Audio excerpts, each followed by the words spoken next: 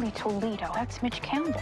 You were very good in the one about the tramp in the brothel who gets amnesia and becomes a pediatrician. You were very awesome. Actually, maybe my favorite character I've ever I don't know why nobody else liked it. Oh. The clip there from Wes Anderson's latest film, Asteroid City. The movie had its world premiere on Tuesday at the glamorous Cannes Film Festival in southern France. Asteroid City, which received a 6-minute standing ovation at the Cannes, is one of 21 international films competing for the prestigious awards, including 6 films directed by women, a record and a first in the festival's 76-year history. Well, the Cannes Festival, a 12-day extravaganza on the French Riviera, is known for the glitz and glamour, but it is also the biggest industry event for buying and selling movie rights. Off the red carpet, more than 12,000 industry professionals are working on deals worth hundreds of millions of dollars. Nearly 400,000 films and projects are on display and up for grabs, but all this is challenged by the ongoing strikes in Hollywood. Close to 1,200 members of the Writers Guild of America went on strike in early May, and that's led to some shows being canceled and production dates being pushed back for other productions. And for a closer look at the film industry, I'm joined by Jamaal Finkley, and Jamaal is the CEO and executive producer at BlackTree TV.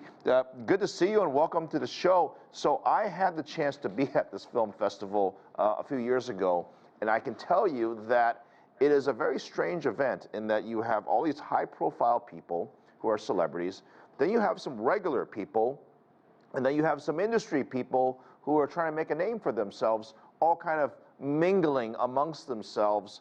But it is an interesting event to be at. By the way, it's extremely expensive to be there. I have to think, though, this year, certainly the talk, at least on the American side, has got to be when the strike comes to an end, or at least the impact of what the strikes might have.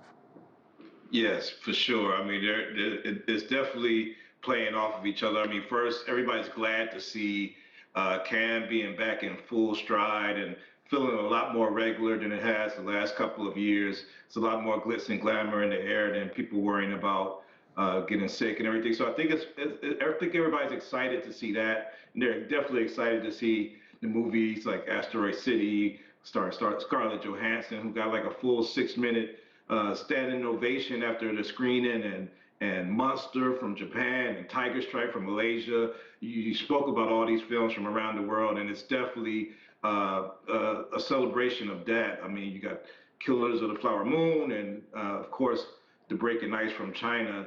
That's highlighting the festival. But the writer's strike is the backdrop of that, and it's a time where you feel for the writers, and you kind of feel for the studios a little bit, because the whole world has changed in the last 15 years since the last collective bargaining agreement, especially with streaming and now with AI. There's a lot for the writers to be concerned with, and we have to pay attention.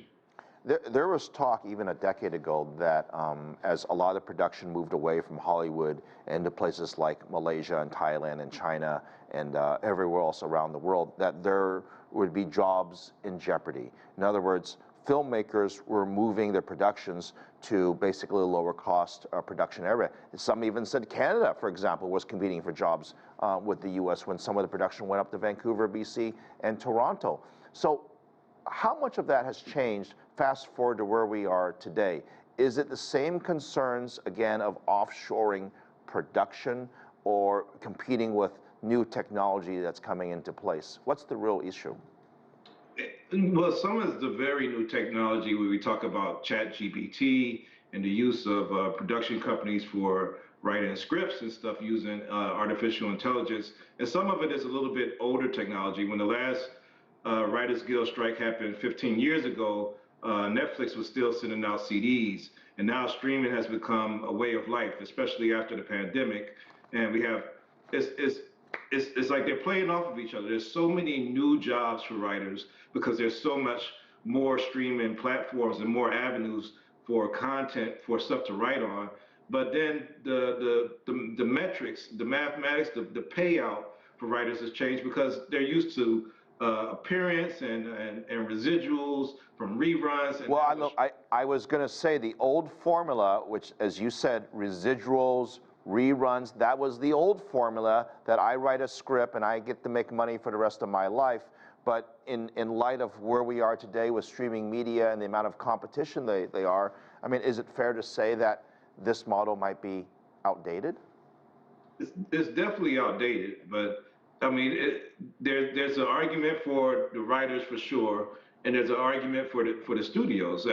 You know, the outdated model also let in a lot fewer writers, and today the amount of writers, you know, whether you're talking about the diversity of writers or just the full scope of all the projects that are being made per capita per year now, as opposed to 15 years ago, has changed. Where there used to be a lot fewer writers in the mix, there's a lot more writers, and for the studios, paying them the same rate wouldn't actually be profitable to the studios, and also for the writers, getting paid in the same model where they're used to making money, you know, from the residuals and seeing reruns come on, you know, a certain number of times a year and saying they got a check. That's changed with streaming. That model is way out the window. And so there's so much to discuss with that. Jamaal, obviously the production from start to finish is now very different through the use of technology. Things can be edited faster, things can be written faster, and so on. But I wanted to ask you, as things become what seemingly is more international, right, through all the different streaming sites, how does the strike end exactly? Because I think if you talk to people in Los Angeles and Hollywood, everyone's in agreement that this does need to end, and people do want to get back to work, right? I understand the complaint, but everybody wants to get back to work. Yeah, well, I've talked to a rep from the WGA today, and they said that they're willing to go to the mattresses with this strike. The last strike was 100 days. 15 years ago, 1988, it was 153 days. This one may go longer because I feel like the issues in this one are a lot more pronounced, and I feel like they have to get to the negotiating table. I think right now negotiations aren't happening as quickly, but soon as the audiences start to feel the effects of scripted shows not being released and live shows like the Saturday Night Lives and the daily nightly shows, nightly entertainment shows, not having a writer, you know, not be able to produce new episodes. As that begins to be more pronounced, the audience is going to feel it, and the studios are going to have to make a deal. But I think this one's going to go even longer than the last one. So we're in the third week of it. Expect for this one to at least go 180 days, in my opinion. Oh boy, that's not a good sign. Jamaal Finkley, really appreciate you, and we will check in again when there's some progress on this discussion. Thank you very much, Phil.